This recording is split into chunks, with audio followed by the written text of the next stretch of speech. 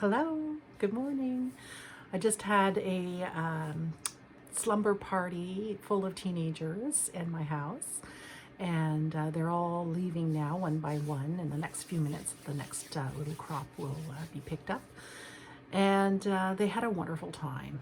They went to a laser tag place and they played until they were tired late last night, and then they came back and they ate Doritos. Anyways, it really brought it home to me that my youngest crop of kids are solidly teenagers now, and here we go again. It's fast though, raising teenagers is really fast. It's just a couple years and then they're gone. They leave home and they have their adult lives, right? And then there's the whole 20s, when they're in their 20s. As far as I've experienced in terms of what I did myself and what my second son had done, was that the 20s are spent like gallivanting about the world, doing their own thing. And it's a very tenuous, like, string that still attaches them to mom, right? And you get phone call maybe once every month or two, or maybe 3 months will go by before they voluntarily seek you out, right? So that's the 20s. And then they come back home. They come back home in their heart and soul. They become more confident in who they are, and more settled in their lives. By the time they hit 30, they're able to connect again. So yeah, my daughter is 15 and my youngest son is 12, and he's going to be 13 in the summer. And it's really just another 2-3 years, and then they're going to be so busy with their lives. It's fast. But it's also exciting because even now, they don't need me or their other mom as much.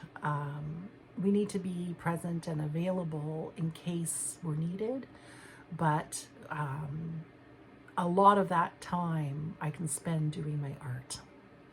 And so that brings me to my second topic today, which is the art program that I'm using. It's called Krita.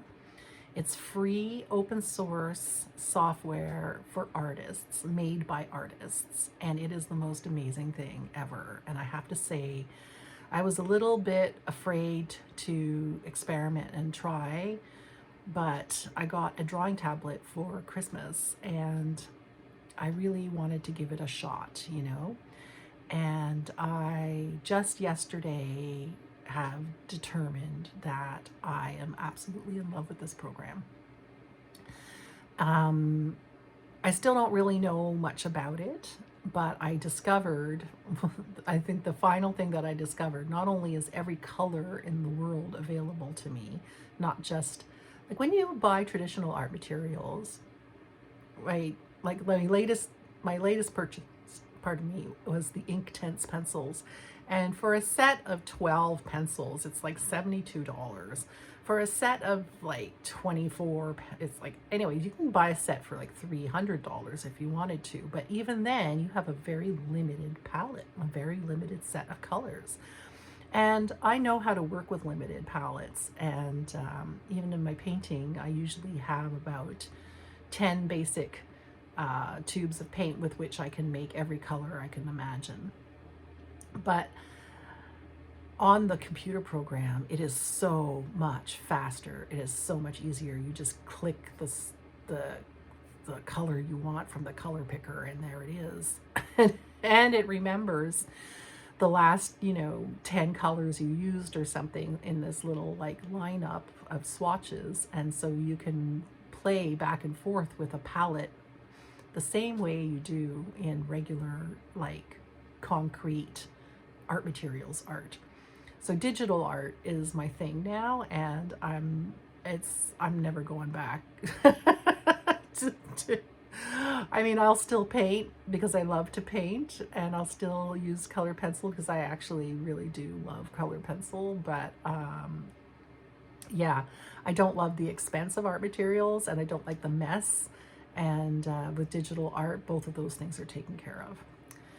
The other thing I figured out, okay, so this is the thing I figured out, which is very basic. It's how to change the size of your brush or pencil or whatever it is that you've clicked on. So there's so many different brush presets that are included in the program, which means you can do watercolor, you can do dry chalk pastel, you can do oil pastel, you can do impasto, you can do oil painting, you can do all kinds of effects with those brushes.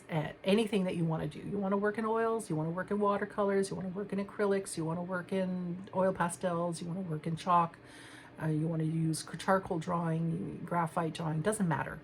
Pen drawing, line drawing, anything you can think of that you want to do, you can actually do with this program. But what I hadn't figured out was how to change the size of the actual pen tip or brush tip. And that makes a big difference, right? If you're going to put on a big lake of color or you want a little line, right? It's like, oh my God. And I figured it out. It's so simple. It's just slider. It's a slider. It's so easy. And I'm just like, oh, now because what I had been doing was kind of like a multimedia. I'm like, okay, I've got this very narrow little watercolor brush, so I'll use that for details. And I've got this big piece of chalk kind of looking brush, so I'll use that for blocking and color. Then I was mixing and matching all the different textures and then using blender stub, which they also include. And I was like working around it and figuring it out, right? But now, so yesterday I made a chalk pastel or a charcoal drawing with every color you can imagine, charcoal texture, and different widths of line and different weights of line. So it's just like, it was perfect.